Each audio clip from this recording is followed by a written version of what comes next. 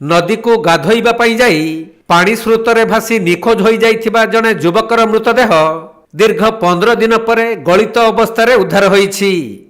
मिलिथिबा सूचना अनुसार गत 2 तारिख दिन केन्दुझर जिला चंपुआ थाना रघुआल साहिर टोकुना मुंडा नामक जने युवक जोड़ा ब्लॉक अंतर्गत निर्माणाधीन कानपुर डैम तलमुंड बैतरणी नदी को जाई नदी पानी रे गाधौथिले।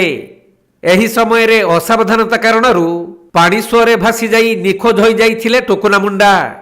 परे खबर पाई घटनास्थल रे जोड़ा पुलिस और अग्निशम बाहिनी कर्मचारी माने पहुंची बहु खोजाखोजी करथिले भी टोकुनांकर कोनोसी पत्ता मिली नथिला।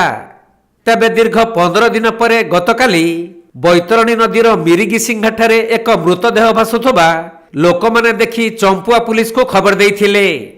तेणु पुलिस और अग्निशम बाहिनी घटनास्थल को आसी नदी पानी गलित मृतदेहटी को उद्धार करिबा परे ताहा टोकुन मुंडांकर बोली जଣା पड़िथिला।